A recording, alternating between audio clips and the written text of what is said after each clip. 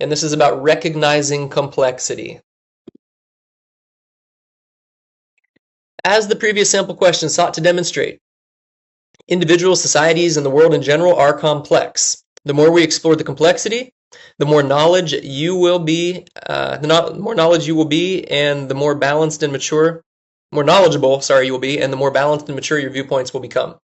In order to guide our mission to explore complexity, we will refer to what are known as Socratic questions. Socrates was a thinker/educator born in Greece around 470 BC, and his most famous student was Plato. Socrates is famous for his method of questioning to seek out truth and ethics, and he is considered to be the founder of Western philosophy. We will refer to and utilize Socratic questions throughout this course to guide our explorations of complex subjects.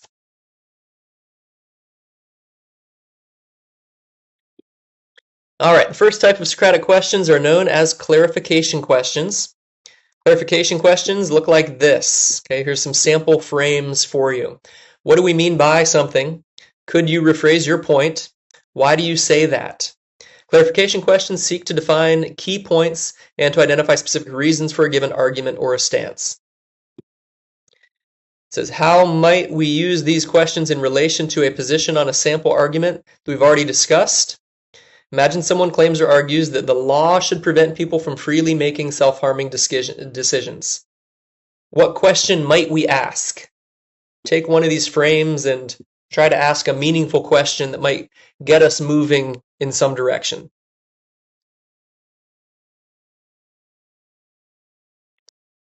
In relation to the position right here.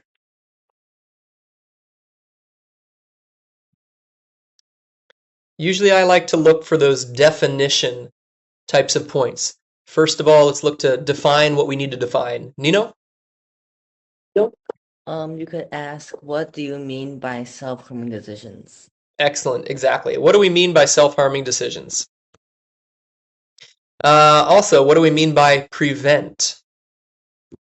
By what means, right? How exactly should the government or the law prevent people from doing this? As you said, what do we mean by self-harming decisions? Why do you believe the law should do this? Okay, what's your position? What's the reasoning for your position? The second type of Socratic questions are known as probing questions. Probing assumption questions. So probing assumptions. What is being assumed? Is the assumption sound? And could the assumption be different? Probing assumptions push deeper in the subject and seek to identify assumptions versus facts. So again, we've got our point down here. Examples in relation to this point are the following. Do you assume self-harm to be intentional, accidental, or both? Would the activities in question be immediately deadly or cause slow impacts? And would a law actually prevent the behaviors in questions? Sometimes the law actually wouldn't really prevent people from doing something, right? A lot of times I know of examples where new laws are made to stop substances from being legal versus illegal, right? Marijuana, for example, is a popular one nowadays. For a long time it was illegal, right? Can't use it. And still, probably 40 to 50% of the population still used it. Then they made it legal. Do you think a whole lot more people started using it? Not really. The same people that used it before continue to use it. So the law didn't really make that much of a difference, at least not in America. Probing reasons and evidence is the next one. So how do you know? What is the quality of the evidence? And are there any reasons to doubt that? Probing reasons and evidence gauges the quality of the evidence of a viewpoint. Examples. How do you know a law would actually prevent self-harm? Who suggests a given activity actually results in self-harm? And are there cases of new laws that diminished self-harming activities or cases that new laws did not? Right? If you can look historically and find cases, even if it's in a different country, in a different place, in a different region, where laws changed or laws were a certain way, and you can look at the studies and look at the impacts, right? That's really good information that you can use in your writing. Viewpoints or perspectives. How might other people approach it? What is an alternative view? Have all the alternatives been considered? And then it says viewpoints and perspectives lead to real critical thinking. One must be willing to open up to the possibility of there being other valid viewpoints on a subject and consider their validity. Right? A lot of times you probably begin thinking about a prompt that a teacher gives you, and you think, okay, this is what I believe, and now I'm going to go find sources on the internet that support what I already believe so that I can write my paper. And then you don't actually end up reading about other viewpoints. You don't actually end up learning a new perspective. You just defend what you already believe, and that's that.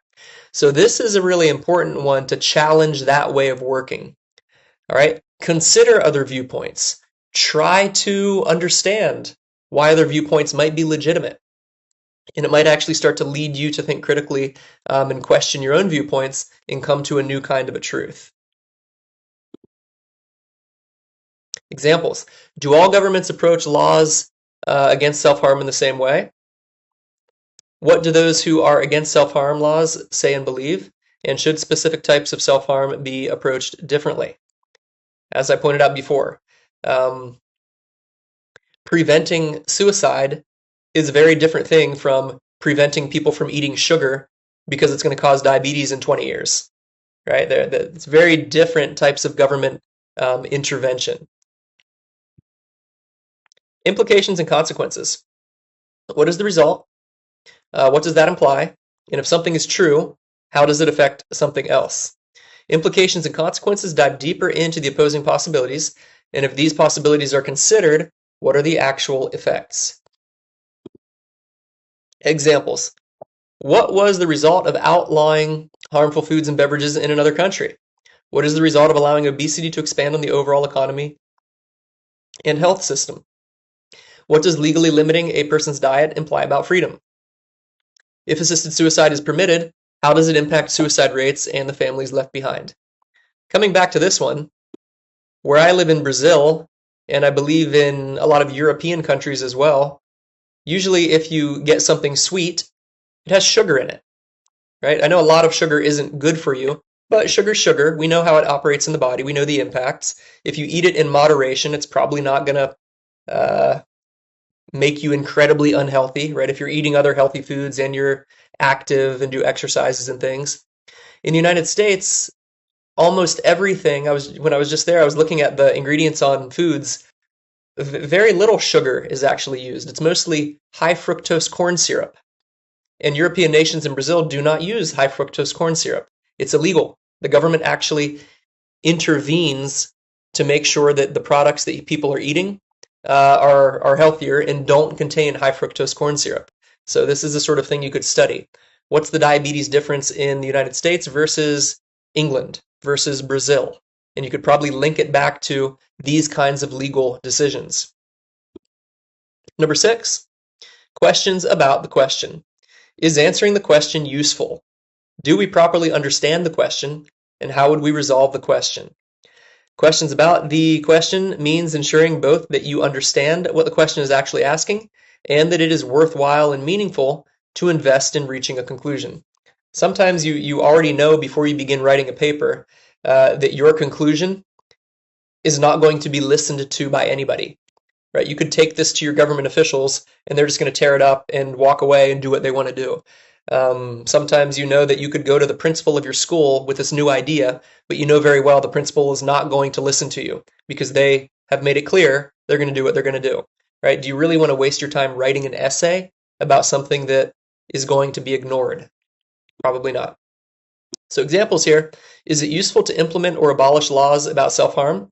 Do we understand what is meant by self-harm in laws?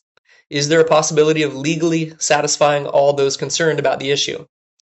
Right? Sometimes you just know it's 50-50. You're not going to convince anyone in either of those groups to change. And it's kind of just an argument that's not worth fighting, at least not for the moment. Right? At least maybe you got to wait 10 years until people start to consider things differently. And then maybe it's time to push for your point to be heard.